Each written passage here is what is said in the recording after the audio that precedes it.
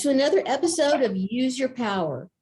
Use Your Power is brought to you by Rev Up Texas, which stands for Register, Educate, and Vote. Use Your Power. We are a collaboration of nonpartisan organizations that want to help people with disabilities use their power to vote. I'm your host, Julie Espinoza.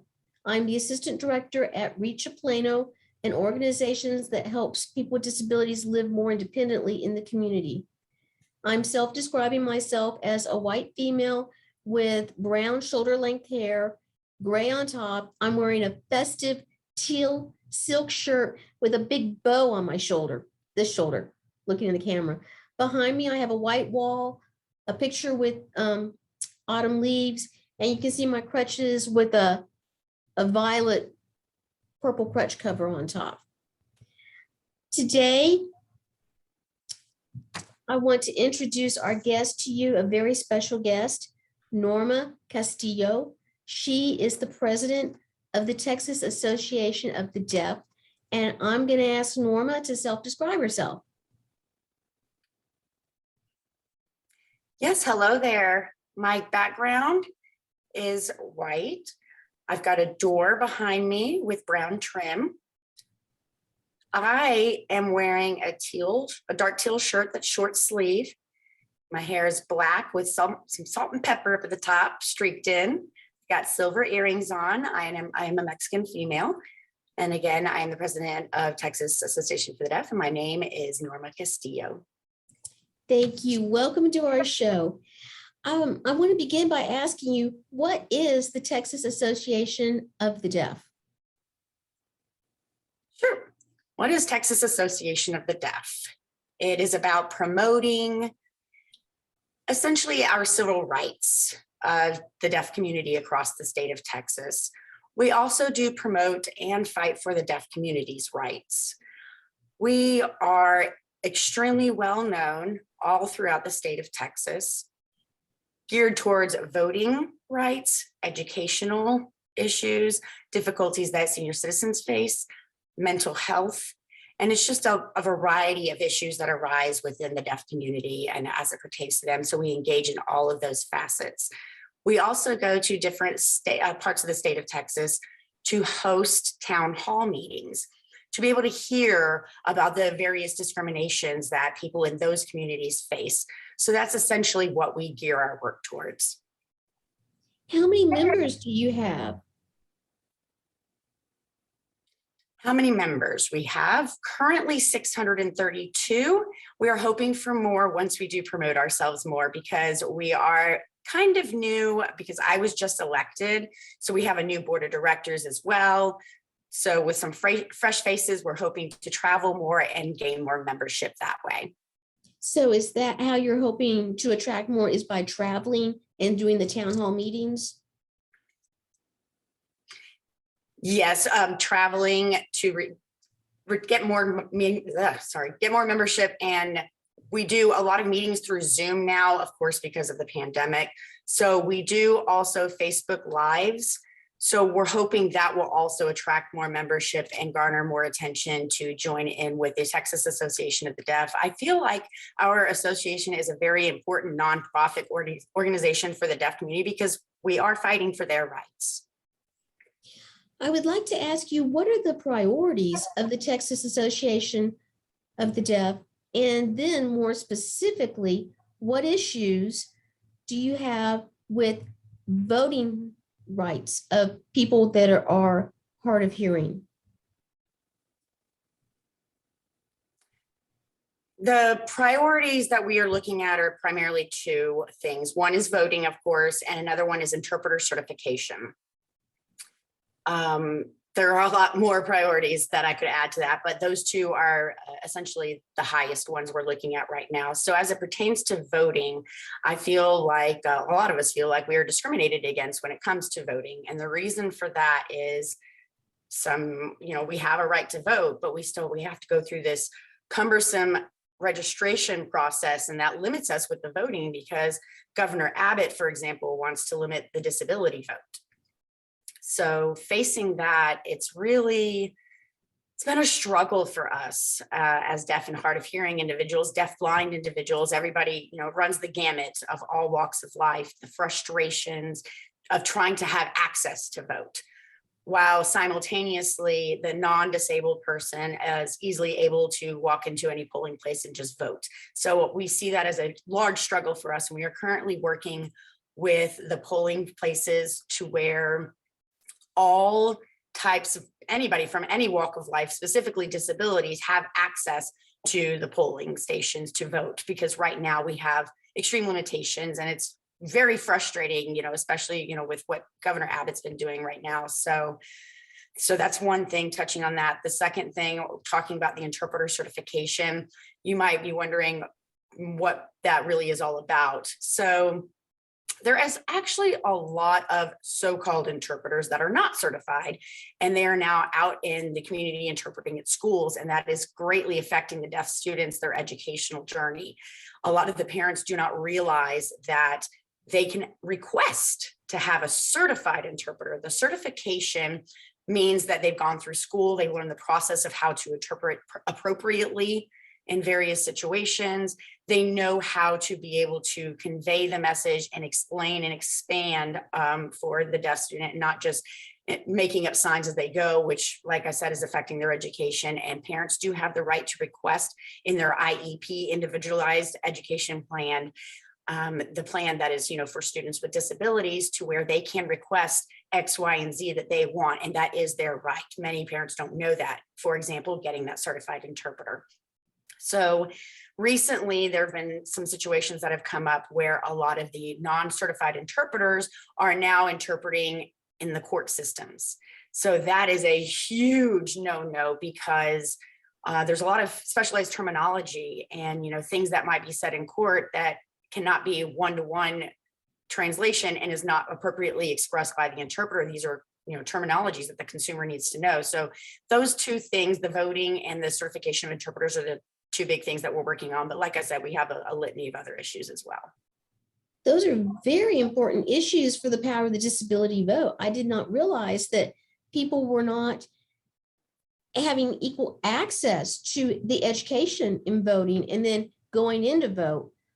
Can you explain to me, walk me through, when a person needs a certified sign language interpreter when they go to vote, what would some of the issues be that they would face when they got to the polling site? Sure. The majority of the time when a deaf person goes into a polling place and tries to register to vote, for example, some don't realize they need to bring their identification, or they need to bring in some, forms of things for identification, whatever is on the acceptable list. Also reading, there's a lot of forms that you have to fill out, and a lot of people don't understand. So having a certified interpreter there to be able to read it for them. And it's not like they're dumb or illiterate. A lot of the questions can become kind of tricky or complex. So it's good to have an interpreter there to explain what the question is actually asking. And then at that point, going in to vote as well, if there's something that's not understood. Sometimes in the voting booth, in and of itself, there's reading involved there. And sometimes those questions can be complicated or tricky. So it's good to have an American Sign Language interpreter just to be on standby, to be like, clarifying what questions are. They are responsible certified interpreters, and they have to remain neutral. They have that neutrality built into their system to be able to interpret that correctly, to allow the deaf individual to decide one way or the other how they want to vote. It's not like we need help. We don't need help. We need them to be able to translate for comprehension and understanding, because a lot of us were not raised to understand the English language. We are used to American Sign Language, and American Sign Language, is not a one-to-one translation of English. So once an English sentence is being translated into ASL, the deaf individual can appropriately vote whatever manner they want to with that information. So when people use an interpreter and they find that there is a section of text that is very difficult for people that are hard of hearing to understand, what would the Texas Association for the Deaf do in that case with their advocacy issues with the text that is a problem?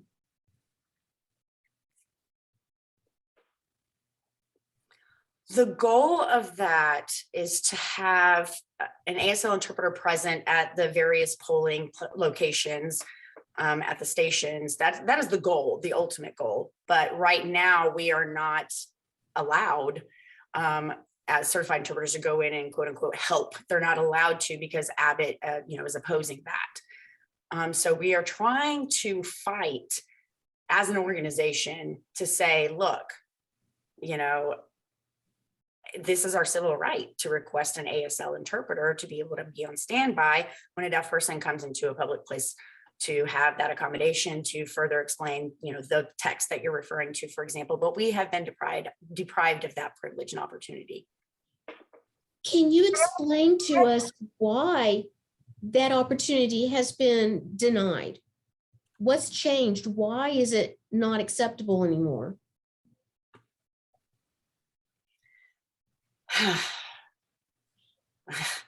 The way that they perceive it is that they think that the ASL interpreter is going to help kind of cheat, give them the answers, and that is not true at all. Couldn't be further. As interpreters, like I said, they are responsible to remain neutral. That is part of their code of ethics that they have to adhere by for their certification. The code of ethics has a tenet in there where it says that they have to remain neutral. So with that, and by they I mean the hearing people, powers that might be, they don't realize that the certification entails those rules and those tenets, that code of ethics that I referenced. So I feel that it's very important for deaf people to have that right to be like, hey, look, certified interpreters are neutral. They have, we have a right to request an interpreter, be able to let us know what this particular text says. I think that, if you want people to vote, that should be the goal, instead of being like, oh, they're cheating and you can't do that. And with that whole kerfuffle with the whole voting thing, not too long ago back with former President Trump, where he was like, talking about cheating and voter fraud and all of that. And that kind of caused a huge ruckus for everybody in the disability realm and, BIPOC or people of color as well. So. Do you feel, or have you heard that members of the deaf community are simply not going to vote because they feel they can't? Yes, there are many that say that because they can't read. And well, let me take that back. It's not that they can't read, it's the language that is presented and it's difficult to understand. They're wanting to vote very badly, but they need the assistance to be able to vote wisely, and with that education. So that's why I'm fighting for having an interpreter at the polling stations on standby to be available for those needs, for when that comes and it arises, then they can feel comfortable in their voting without feeling like they're being further discriminated against. So what words of advice do you have to people that are watching this show to use their power to fight this discrimination? What can they do? Yes, I highly encourage everybody in, disability walks of life, deaf, blind, latent deaf, hard of hearing, handicapped, if you're in a wheelchair, everybody, please call, email your representative in the state of Texas, bother them, email them every day if possible. That way they get the message that, look, this is a problem. We need to fix this. And then they can bring it up and further to Congress. Congress can listen to it. There are issues here, and we can try to make strides to fix that. We, as Texas Association of the Deaf, we do have a legislative committee. We've got 2 pro bono attorneys that work with us in that committee. So we are, through them, having access to the state of Texas, to the Capitol, essentially in Austin. So we're able to go in and meet the senators and kind of try to chat them up. So we do have access to that. We are fortunate in that respect. And that's where we really express a lot of what issues that we are facing as a deaf community, as a disability community at large. So the advice that we got from them is what I'm giving to you. Call, email. The more they hear from us, the more that we'll get on their radar and we can get things done for us as a community. That's great advice. So Norma, you mentioned voting is an issue without certified ASL interpreters. do you feel that also during the legislative session, when people are there to use their power and to talk about the issues, do they provide certified interpreters there so that they can use their power? And yes, it's a very good question. And it's odd that you say that because at the Texas Capitol in Austin, they do provide ASL, certified ASL interpreters. They absolutely do. But so it's strange because during the local, at the local level, they do not. But at the state capitol, they do in Austin. They do provide those ASL certified interpreters. We, in fact, we do approach, the people sitting there on the committee, and we express what the issues are, and the things that we face while voting and other issues, of course, as well. But yes, they do provide them there. So Norma, how can people watching this show get in touch with you and the Texas Association for the Deaf? Sure. You can get in touch with us. We have an email that's info, INFO, at TXAD.org. That's discrimination issues that might come up. That's just kind of our general inbox. We also have a chairperson that is the communications chair. That person is responsible for reviewing each email that comes into that and then routing it to the appropriate person, like the president, vice president, or the regional representative. We have 5 different regions throughout the state of Texas. We've got one that covers San Antonio, the Dallas area, over by Lubbock, and down in the valley. So we've got 5 different regions, and it'll be sent to the right representative. And we do meet as a complete board to discuss what the issues are coming from our regions and advise on how to correct those or fix those issues. Also, if there is somebody that wants to make a direct message to me, my email is president@txad.org. Also, you can look and review on our Facebook page. It's called the Texas Association of the Deaf. So feel free to contact me however you'd like. Norma, I was largely unaware of the new issues that are barriers to people in the deaf community with the power of their vote. And I'm angry about it. Do you feel that the people that you are advocating for are largely unaware, or are they informed of these problems? And would you say they're perplexed about what to do, or angry, or what would you say is the response of the deaf community towards these voting barriers?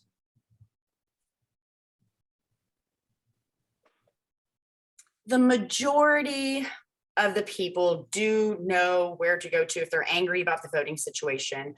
They do reach out to us about this issue. So we are trying to help educate, and that's another reason we had set up that legislative committee that I had referenced earlier, that the purpose of that is to go in and try to figure out how to fix these issues in these situations. But yeah, there's a lot of deaf individuals out in the community that are very angry, including myself. And we're just trying to get this fixed. Again, there's a lot of work involved. There are a lot of people out in the deaf community, or, all walks of life, that don't realize how much we have invested on working to try to fight for this right for the deaf community, and deaf blind individuals as well. They are included. But I just can't imagine a deaf blind individual not having access to voting. There's no interpreter to be interpreting what's being said. It's just not fair. So we are fighting. We are continuing the fight as we speak. So yeah, we're angry. So Norma, thank you for revving us up and informing us of, again, more reasons why people need to rev up for the power of the disability vote. Thank you for that. That concludes this episode of Use Your Power. And right now, there are things that you can do to use your power. You can like, subscribe. You can go to Rev Up, TEXAS, spelled out Texas, revuptexas.org, and you can sign up for our email list. You can become a regional representative to help organize people in your community on the disability issues and the power of the disability vote. You can donate. All those things can be done to help the power of the disability vote. So remember, use your power. Thank you. And thank you, everybody, for having me. Y'all turned out there like a friend. It's been so nice to see you, and I wish your friend